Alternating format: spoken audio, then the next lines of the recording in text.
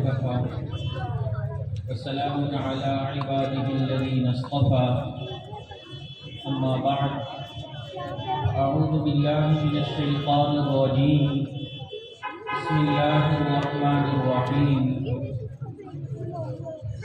ما كان محمد أبا أحد من رجالكم ولكن رسول الله وخاتم النبيين سبحان ربك رب العزة عما يصفون وسلام على المرسلين والحمد لله رب العالمين اللهم صل على سيدنا محمد وعلى آل سيدنا محمد وبارك وسلم اللهم صل على سيدنا محمد وعلى آل سيدنا محمد وبارك وسلم اللهم صل على سيدنا محمد وعلى آل سيدنا محمد وبارك وسلم۔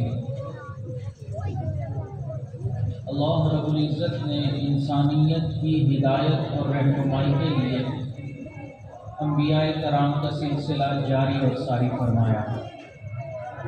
کم و بیش 1,24,000 انبیاء کرام اس دنیا میں تشریف لائے اور بالآخر یہ سلسلہ حضور نبی کریم حضرت محمد مصطفیٰ احمد مجتبیٰ صلی اللہ علیہ وسلم کے اوپر آ کر تام اور مکمل فرمایا۔ آپ صلی اللہ علیہ وسلم جہاں امام الانبیاء ہیں، امام المرسلین ہیں، امام الملائکہ ہیں، وہیں پر آپ صلی اللہ علیہ وسلم خاتم النبیین اور خاتم المرسلین بھی ہیں۔ آپ صلی اللہ علیہ وسلم سے محبت ہمارے ایمان کا حصہ اور ہمارے ایمان کی بنیاد ہے۔ یاد رکھیں، جس دل کے اندر محبت رسول نہیں، اس دل کے اندر ایمان نہیں ہوگا۔ یہ میرا فتویٰ نہیں ہے، یہ میرے استاد کا فتویٰ نہیں ہے، بلکہ خود حضور صلی اللہ علیہ وسلم کا اپنا جاری کردہ فتویٰ ہے۔ آپ نے ارشاد فرمایا لا یؤمن احدکم حتی اکون احب الیہ من والدہ وولدہ والناس اجمعین، تم میں سے کوئی شخص اس وقت تک ایمان والا نہیں ہو سکتا جب تک میں اس کو اس کے والدین، اولاد اور تمام لوگوں سے زیادہ محبوب نہ ہو جاؤں۔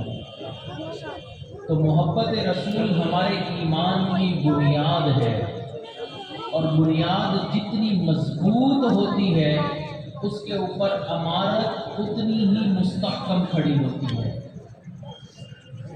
جب اللہ رب العزت کے محبوب سے ایک مسلمان محبت ہے تو اس محبت کے کچھ تقاضے ہیں۔ جیسے کسی انسان کو اپنی والدہ سے محبت ہوتی ہے تو اس کے کچھ تقاضے ہوتے ہیں کہ والدہ اگر بیمار ہیں تو ان کی خدمت کرے، ان کی صحت کا خیال کرے۔ والد کے حقوق ہوتے ہیں، والد کی محبت کے تقاضے، بہن بھائیوں کی محبت کے تقاضے۔ تو جس سے بھی انسان کو محبت ہوتی ہے اس محبت کے کچھ تقاضے ہوتے ہیں جن کو اگر پورا کرنے والا پورا کرے تو مانا جاتا ہے کہ اس کو سچی محبت ہے۔ تو اگر ایک ایمان والے کو اللہ کے حبیب صلی اللہ علیہ وسلم سے محبت ہے تو اس محبت کے بھی کچھ تقاضے ہیں۔ اس میں سے ایک تقاضا یہ ہے کہ آپ صلی اللہ علیہ وسلم کے بارے میں انسان یہ عقیدہ رکھے کہ آپ اللہ کے آخری نبی ہیں، آپ کے بعد قیامت تک اب کوئی نبی نہیں آئے گا، اور اسی کو ہی ختم نبوت کا عقیدہ کہا جاتا ہے۔ اگر کوئی انسان نبی علیہ السلام کے بعد کسی کو نبی مان لے وہ اسی وقت دائرہ اسلام سے خارج ہو جاتا ہے۔ امام اعظم ابو حنیفہ نعمان بن ثابت رحمۃ اللہ علیہ کے زمانے میں ایک شخص نے نبوت کا دعویٰ کیا تو امام ابو حنیفہ رحمۃ اللہ علیہ نے فتویٰ دیا کہ اگر کوئی شخص اس نیت کے ساتھ گھر سے نکلے گا کہ میں اس سے جا کے دلیل مانگوں کہ یہ سچا نبی ہے تو کوئی دلیل دے، فرمایا اسی وقت اس انسان کے کفر کا فتویٰ دیا جائے گا جب اللہ کے محبوب نے فرما دیا انا کیسے سوچ سکتا ہے کہ میں اس سے دلیل مانگتا ہوں؟ تو اگر کوئی انسان اتنا سا بھی قدم اٹھاتا ہے اس معاملے میں تو علماء کرام اتنا سخت رویہ اختیار فرماتے ہیں۔ اب یہاں ایک سوال پیدا ہوتا ہے کہ نبی علیہ السلام آخری نبی ہیں، آپ کے بعد کوئی نبی نہیں آئے گا، تو سوال یہ ہے کہ کوئی نبی کی ضرورت کیوں نہیں؟ پہلے بھی تو آدم علیہ السلام تھے، ان کے بعد اللہ تعالیٰ نے مختلف انبیاء کو بھیجا، حضرت نوح علیہ السلام آئے، پھر وقت گزرنے کے ساتھ ساتھ حضرت ابراہیم علیہ السلام آئے، حضرت اسحاق علیہ السلام آئے، حضرت اسماعیل علیہ السلام آئے، حضرت موسیٰ علیہ السلام، اور مختلف انبیاء کا سلسلہ جاری رہا۔ تو نبی علیہ السلام کے بعد کسی نبی کی ضرورت کیوں نہیں ہے؟ تو یہ سوال پیدا ہوتا ہے۔ تو اس کے علماء کرام نے جوابات تحریر کیے ہیں اور کچھ پوائنٹس لکھے ہیں کہ یہ کچھ نکات ہیں، ان نکات کی وجہ سے کسی اور نبی کی ضرورت نہیں ہے۔ سب سے پہلی بات تو یہ ہے کہ اللہ تعالیٰ نے اپنے محبوب صلی اللہ علیہ وسلم کو جو دین عطا فرمایا، دین اسلام، وہ ایک مکمل دین ہے اور محفوظ دین ہے۔ پہلے جب انبیاء کرام آتے تھے تو انبیاء کرام کے آنے کے بعد ان کی قوم یا ان کو ماننے والے یا دوسرے لوگ اس دین کے اندر تحریف کر دیتے تھے، جس کی وجہ سے ایک نئے نبی کی ضرورت پڑتی تھی اور وہ دوبارہ سے اس دین کو اصل شکل میں لے آتے تھے، جبکہ دین اسلام ایک محفوظ دین ہے، اس کے اندر کوئی رد و بدل قیامت تک انسان نہیں کر سکتا۔ اللہ تعالیٰ قرآن مجید میں ارشاد فرماتے ہیں اِنَّا نَحْنُ نَزَّلْنَا الذِّكْرَ وَإِنَّا لَهُ لَحَافِظُونَ، کہ اس ذکر کو، قرآن مجید کو ہم نے نازل کیا اور ہم ہی اس کی حفاظت کے ذمہ دار ہیں۔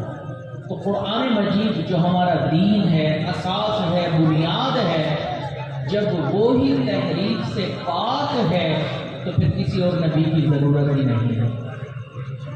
اپنے اپنے وقتوں میں بہت لوگوں نے قرآن مجید میں تحریف کرنے کی کوشش کی، قرآن مجید کو مٹانے کی کوششیں کی گئی۔ ہندوستان میں جب انگریز آیا اس نے کوششیں کی، جب یہ ازبکستان، قزاقستان، کرغزستان، رشیا والے ان علاقوں میں مختلف سرخ آندھی آئی، کمیونزم آیا، 90 سال انہوں نے حکومت کر کے دین اسلام کو اس کے اندر مٹانے کی کوشش کی، مٹا نہیں سکے، حتیٰ کہ انہوں نے یہ اعلان کر دیا کہ اگر کسی گھر میں کوئی انسان حافظ ہوگا یا اگر کوئی انسان قرآن مجید اپنے گھر میں رکھا ہوا پکڑا گیا تو پورے گھرانے کو پھانسی پر چڑھا دیا جائے گا۔ اتنی سختی کی انہوں نے اس قرآن مجید کو ختم کرنے کے لیے۔ 90 سال اس حال میں گزرے کہ ان لوگوں کو قرآن مجید دیکھنے کا بھی موقع نہیں ملا۔ حضرت والد صاحب فرماتے ہیں 92 میں مجھے رشیا جانے کا موقع ملا، تو میں ایک راستے سے گزر رہا تھا تو ایک خاتون جو راستے سے دوسری طرف چل رہی تھی، اس نے جب دیکھا کہ ہولیے سے یہ لوگ مسلمان نظر آتے ہیں تو وہ دوڑتی ہوئی آئی اور اس نے اشاروں میں گفتگو کی۔ فرماتے ہیں وہاں کے 2-3 علماء میرے ساتھ تھے، تو میں نے ان سے کہا کہ یہ کچھ کہنا چاہتی ہے، اس سے پوچھیں کہ یہ کیا کہنا چاہتی ہے۔ تو اس خاتون نے ان کو کہا کہ یہ آپ ہولیے سے مسلمان نظر آتے ہیں، اگر آپ کے پاس کوئی قرآن مجید ہے تو مجھے دے دیں۔ تو والد صاحب فرماتے ہیں میرے پاس ایک چھوٹا پاکٹ سائز قرآن تھا جو حفاظ اپنی جیب میں رکھتے ہیں، فرمایا میں نے وہ نکالا اور اس کو دے دیا۔ تو وہ خاتون اس کے ساتھ بڑی محبت کا اظہار کرنے لگی، جیسے کوئی انسان کا بچھڑا ہوا بیٹا نہیں مل جاتا، کبھی چوم رہی ہے، آنکھوں پہ لگا رہی ہے، سر پہ لگا رہی ہے۔ تو فرماتے ہیں کہ میں بڑا حیران ہوا کہ محبت تو ہر مسلمان کو قرآن مجید سے ہوتی ہے، لیکن اتنا محبت کا اظہار کوئی نہیں کرتا۔ تو میں نے ان علماء سے پوچھا کہ اس خاتون سے پوچھیں کہ معاملہ کیا ہے۔ تو وہ خاتون کہنے لگی کہ ہمارے یہاں کمیونزم تھا، اس نے گھر میں قرآن رکھنے پر پابندی لگائی ہوئی تھی، اب ہمارا یہ ملک آزاد ہوا، ٹکڑے ہو گیا، تو اب ہم آزادی سے دین پر عمل کر سکتے ہیں، لیکن اس وقت میری عمر 40 سال ہو گئی، میں نے 40 سال میں یہ پہلا قرآن مجید ہے جو اپنی آنکھوں سے دیکھا ہے۔ اتنی سختی کی کہ قرآن مجید کو ختم کر دیا جائے۔ اب وہاں دین کیسے محفوظ ہوا؟ تو وہ فرماتے ہیں کہ جب کمیونزم آیا تو وہاں کے علماء جو تھے اور قراء جو تھے، ان میں سے بعض نے ایسا کام شروع کر دیا کہ ہم درزی بن گئے، بعض نے کھیتی باڑی شروع کر دی، اور اپنے ساتھ اپنے ایک شاگرد کو بٹھا لیتے کہ جب کوئی پولیس والا آتا تو پوچھتے کیا کر رہے ہو؟ کہ ہم اس کو کپڑا سینا سکھا رہے ہیں، ہم اس کو کھیتی باڑی سکھا رہے ہیں۔ جب پولیس والا چلا جاتا تو اس کو روزانہ کی ایک آیت آدھی آیت یاد کروا دیتے، جس طرح ایک نابینا کو قرآن یاد کروایا جاتا ہے۔ اس طرح کر کے ان حفاظ نے، قرآن علماء نے سینہ بسینہ آگے منتقل کیا۔ جب 90 سال کے بعد آزادی ہوئی تو وہاں کے علماء نے سوچا کہ اب چونکہ کمیونزم ختم ہو چکا ہے تو ہمیں چاہیے کہ ایک محفل قرأت منعقد کریں تاکہ لوگوں کے اندر قرآن مجید پڑھنے کا شوق ذوق جاری ہو جائے اور لوگ اپنے بچوں کو حافظ قرآن بنا دیں، کیونکہ 90 سال تک نہ کوئی قرآن کسی گھر میں رہا، نہ قرآن کی تعلیم دینے کی اجازت تھی۔ ایسا نہ ہو ہمارے آنے والی نسلوں کو پتہ بھی نہ چلے قرآن کس کو کہتے ہیں۔ تو علماء کہنے لگے کہ حضرت ہمارا گمان یہ تھا کہ ہمارے پورے ملک کے اندر 300 یا 400 یا زیادہ سے زیادہ 500 حفاظ ہوں گے۔ ہم نے 3 دن کی قرأت کا مقابلہ منعقد کیا اور اس میں یہ اعلان کیا جو مکمل حافظ قرآن ہیں فقط ان کی تلاوت کی جائے گی۔ ہم یہ دیکھ کے حیران ہو گئے کہ 14,000 سے بھی زیادہ درخواستیں موصول ہوئیں کہ ہم مکمل حافظ قرآن ہیں۔ تو ایسے دور میں بھی اللہ رب العزت نے اس دین کی حفاظت کی، اس قرآن کی حفاظت کی۔ تو یہ دین مکمل تحریف سے پاک دین ہے، اس کی حفاظت کے ذمہ دار خود رب ذوالجلال ہیں، اس لیے کوئی انسان اس میں تحریف نہیں کر سکتا۔ قیامت آ جائے گی، اللہ نے چونکہ ذمہ لیا ہے اس لیے اب کسی اور نبی کی ضرورت نہیں ہے۔ آپ دیکھیں جب بھی کوئی انسان کسی چیز کو محفوظ رکھنا چاہتا ہے اس کے 2 طریقے ہوتے ہیں۔ ایک طریقہ ہے محفوظ رکھنے کا کہ اس چیز کی سافٹ کاپی بنا لی جائے، آپ اس چیز کو کمپیوٹر کے اندر محفوظ کر لیں، آپ اس کو آئی کلاؤڈ کے اوپر محفوظ کر لیں، یہ اس کی سافٹ کاپی ہے۔ کبھی بھی کہیں بھی ضرورت پڑے سافٹ کاپی آپ کے پاس موجود ہے، آپ اس کو وہاں سے لے سکتے ہیں۔ دوسرا طریقہ اس چیز کو محفوظ کرنے کا ہوتا ہے اس کی ہارڈ کاپی بنا دی جائے، یعنی کہ کوئی چیز ہے، کچھ باتیں ہیں، کچھ بیانات ہیں، ان کو آپ لکھ لیں۔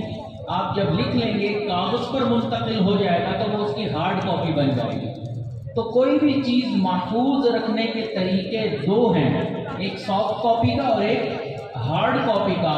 اس قرآن کی حفاظت بھی اللہ نے 2 طریقوں سے کی، ایک سافٹ کاپی، ایک ہارڈ کاپی۔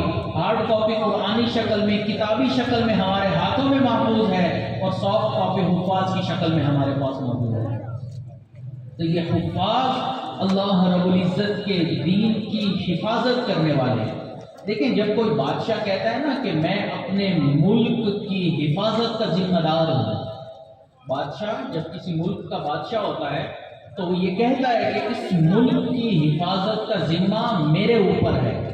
تو اب اس کا یہ مطلب نہیں ہوتا کہ جب جنگ لڑی جائے گی تو بادشاہ خود آگے جا کے جنگ لڑے گا، نہیں، بادشاہ ایسی فوج تیار کرے گا کہ اگر دشمن حملہ آور ہوگا تو وہ فوج اس دشمن سے مقابلہ کرے گی، اس فوج کا مقابلہ کرنا اور جیتنا بادشاہ کی جیت کہلائے گا۔ جب اللہ رب العزت نے فرمایا کہ میں اس دین کا ذمہ دار ہوں، اس کی حفاظت کروں گا، تو اللہ تعالیٰ نے بھی انسانوں میں سے اپنی فوج بنائی جس کو علماء حفاظ کہا جاتا ہے۔ یہ حفاظ قرآن مجید کے الفاظ کے محافظ ہیں، اور یہ علماء قرآن مجید کے مطالب اور معانی کے محافظ ہیں۔ یہ اللہ تعالیٰ کی فوج ہے۔ تو اس لیے اگر فوج کو برا بھلا کہا جائے تو در حقیقت بادشاہ کو برا بھلا کہا جا رہا ہے۔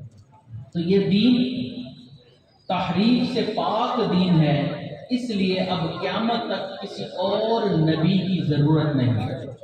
ایک پوائنٹ۔ دوسرا پوائنٹ یہ ہے کہ پہلے دور میں، پہلی امتوں میں جب وہ کوئی نبی آتے تھے اور ان کی وفات ہوتی تھی تو پھر آگے تبلیغ کا کام کرنا ہوتا تھا، لوگوں کو تعلیم دینی ہوتی تھی، تو اللہ رب العزت ایک اور نبی کو بھیجتے تھے، پھر وہ نبی آگے ان کو تعلیم دیتے تھے اور ان کو سمجھاتے تھے، بتاتے تھے۔ حضرت موسیٰ علیہ السلام موجود تھے، حضرت ہارون علیہ السلام بھی تھے، پھر اس کے بعد اور انبیاء بھی آئے، تو ایک وقت میں کئی انبیاء بھی ہوا کرتے تھے، تو ایک نبی کے بعد دوسرے نبی کی ضرورت اس لیے پڑتی تھی کہ لوگوں کو تعلیم دینی ہوتی تھی۔ لیکن اس امت پر اللہ کا فضل یہ ہوا کہ اللہ رب العزت نے جو انبیاء سے کام لیا پہلی امتوں میں وہ اس امت کے سپرد کر دیا۔ فرمایا کنتم خیر امت اخرجت للناس تأمرون بالمعروف، کہ تم وہ آخری امت ہو کہ لوگوں کے لیے نکالی گئی ہو تاکہ تم ان کو نیکی کی طرف بلاؤ اور برائی سے ان کو بچاؤ۔ تو پہلے دور میں پہلی امتوں میں جو انبیاء کام کیا کرتے تھے اللہ نے اس امت سے وہ کام لے لیا، اس لیے کسی اور نبی کی ضرورت ہی نہیں ہے۔ آپ دیکھیں کہ نبی علیہ السلام کے بعد دین اسلام کی تعلیم کے لیے، تبلیغ کے لیے، ترویج کے لیے، اشاعت کے لیے حضرات صحابہ کرام پوری دنیا کے اندر پھیل گئے، انہوں نے پوری دنیا میں دین اسلام کو پھیلا دیا۔ اب یہ جو انڈونیشیا، ملیشیا یہ علاقے ہیں جہاں دین کیسا آیا، حضرات صحابہ کرام یہاں پہنچے۔ آپ دیکھیں نا کہ ہندوستان میں بھی صحابہ کرام کی قبور کہا جاتا ہے، ہمارے پاکستان میں بھی کہا جاتا ہے صحابہ کرام کی قبور، حالانکہ صحابہ کرام کہاں کے رہنے والے تھے؟ افریقہ گئے، افریقہ، امریکہ، یورپ، شمال، پوری دنیا میں انہوں نے دین اسلام کو پھیلا دیا۔ تو جو کام اللہ پہلے امتوں میں انبیاء سے لیا کرتے تھے اللہ نے اس امت سے وہ کام لے لیا، اس لیے اب قیامت تک کسی اور نبی کی ضرورت نہیں ہے۔ تیسرا پوائنٹ کہ اب قیامت تک کسی اور نبی کی اس لیے ضرورت نہیں ہے کہ پہلے جتنے بھی انبیاء آتے رہے وہ کسی خاص قوم کی طرف مبعوث ہوئے، خاص قبیلے کی طرف آیا کرتے تھے یا خاص علاقوں کی طرف آیا کرتے تھے، لیکن نبی علیہ السلام پوری انسانیت کے نبی بن کر تشریف لائے۔ اللہ تعالیٰ قرآن مجید میں ارشاد فرماتے ہیں وَمَا أَرْسَلْنَاكَ إِلَّا كَافَّةً لِلنَّاسِ بَشِيرًا وَنَذِيرًا، کہ اللہ تعالیٰ نے ان کو پوری انسانیت کے لیے ڈرانے والا اور خوشخبری دینے والا بشیر اور نذیر بنا کر بھیجا۔ تو جب پوری انسانیت کی طرف اللہ کے محبوب مبعوث ہوئے تو کسی اور نبی کی ضرورت ہی نہیں ہے۔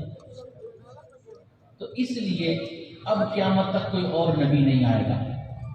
اور اگلا اور چوتھا پوائنٹ کہ اب کسی اور نبی کی ضرورت کیوں نہیں ہے، اس کی وجہ یہ ہے کہ پہلے جب کوئی نبی آتے تھے تو ان کے اوپر احکام نازل ہوا کرتے تھے، لیکن مکمل دین نازل نہیں ہوتا تھا، چند احکام نازل ہو جاتے تھے۔ پھر اگلے نبی آتے تھے، چند احکام ان کے اوپر نازل ہوتے تھے۔ جب نبی علیہ السلام تشریف لائے تو اللہ رب العزت نے مکمل دین نبی علیہ السلام کے اوپر نازل فرمایا۔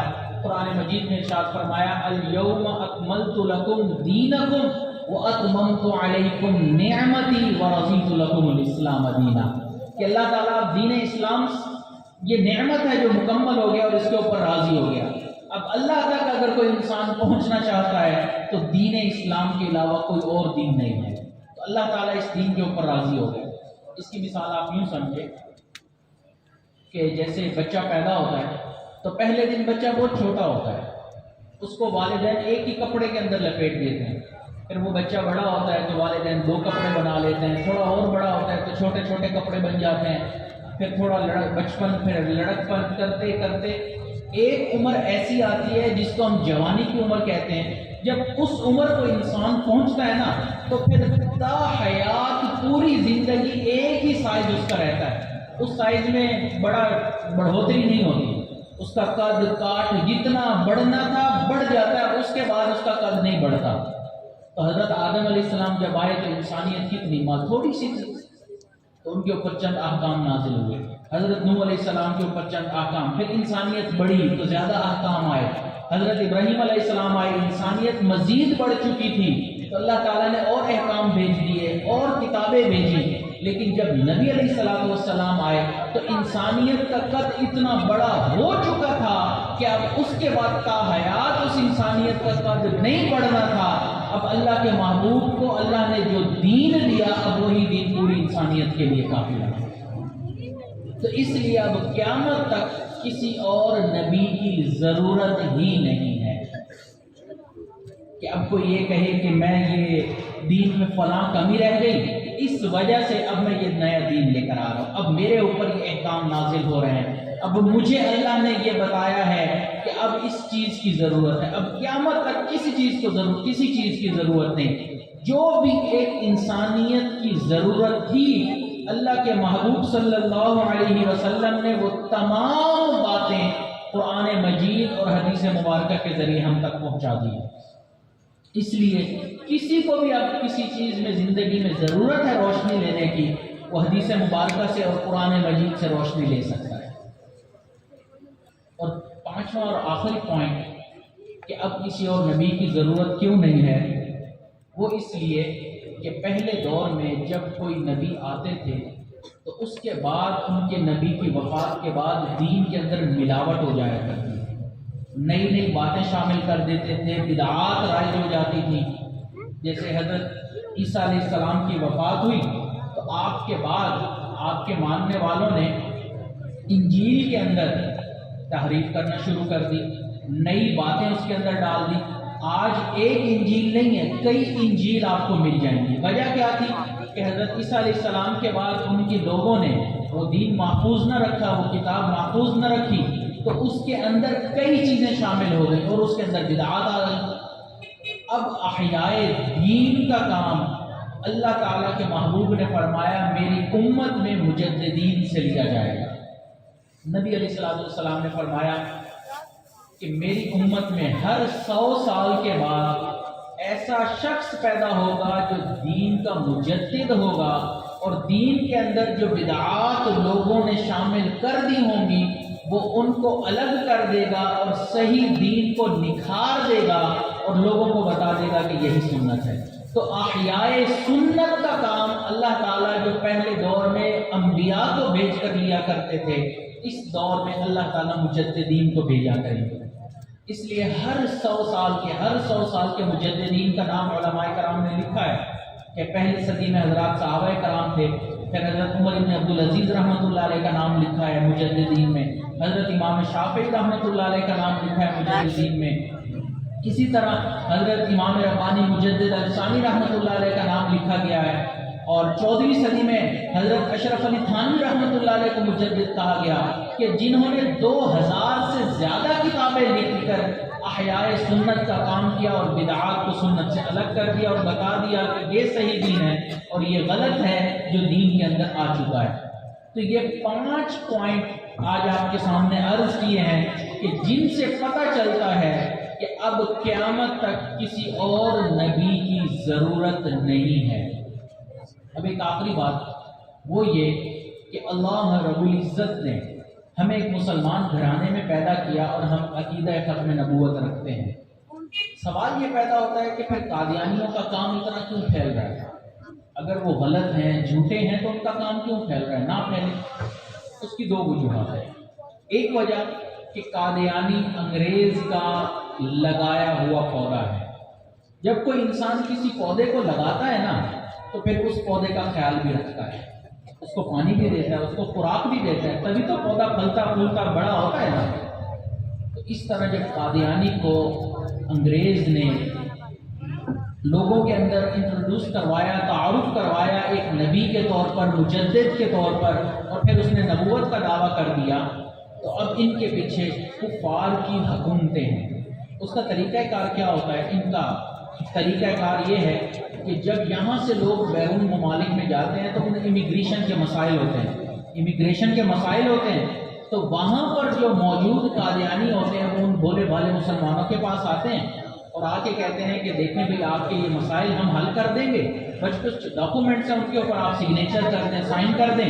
وہ بھولے بھالے مسلمان اپنے مسائل میں اتنا زیادہ ذہنی طور پر پریشان ہوتے ہیں کہ وہ سائن کر دیتے ہیں، ان کو یہ بھی نہیں پتا ہوتا کہ اس فارم کے اوپر لکھا ہوا کیا ہے۔ تو فارم کے اوپر انہوں نے یہی لکھا ہوا ہوتا ہے کہ قادیانی جو ہے یہ اللہ کا نبی ہے، بھولے بھالے مسلمان سائن کر دیتے ہیں۔ اس طرح ان کی ظاہری تعداد بڑھ جاتی ہے اور بتایا جاتا ہے جی اب اتنی قادیانیت پھیل گئی، اتنے لوگ پھیل گئے، تو ایک طریقہ واردات تو ان کا یہ ہے کہ ان کے تعلقات ہوتے ہیں، حکومتوں سے مدد لیتے ہیں اور اس طرح، اور دوسرا طریقہ واردات ان کا یہ ہے کہ ان کے پاس حکومت ان کو پیسہ بہت زیادہ دیتی ہے۔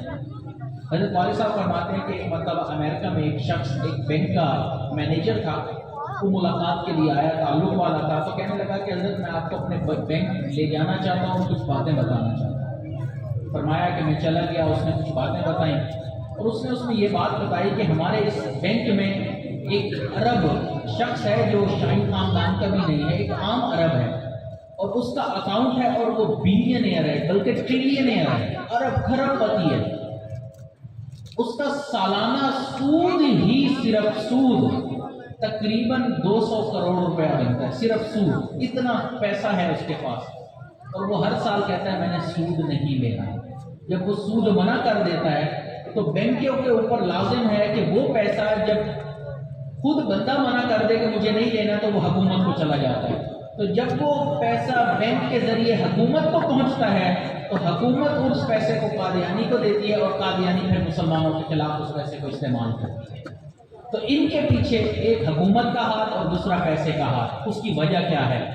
دین اسلام ایک زندہ دین ہے، اور زندہ کو کسی چیز کے سہارے کی ضرورت نہیں ہوتی اور مردے کو سہارے کی ضرورت ہوتی ہے، اس لیے ان کو انگریز کی اور پیسوں کی ضرورت پڑتی ہے، اس وجہ سے آج ان کا کام پھیل رہا ہے۔ لیکن یہ سعادت اللہ رب العزت نے روئے زمین پر پاکستان کو دی کہ سب سے پہلے قادیانیوں کو اگر کافر قرار دیا تو وہ ہمارے اس ملک پاکستان نے قرار دیا، اور اس میں ہمارے علماء کرام جس بھی مسلک کے تھے، جو بھی شامل تھے، اللہ ان کو جزائے خیر عطا فرمائے کہ انہوں نے ہمارے ایمان کی اس دور میں حفاظت کی، اور آج ہمیں پتہ چلا کہ قادیانی غیر مسلم ہیں، کافر ہیں، اب قیامت تک کوئی اور نبی نہیں آئے گا۔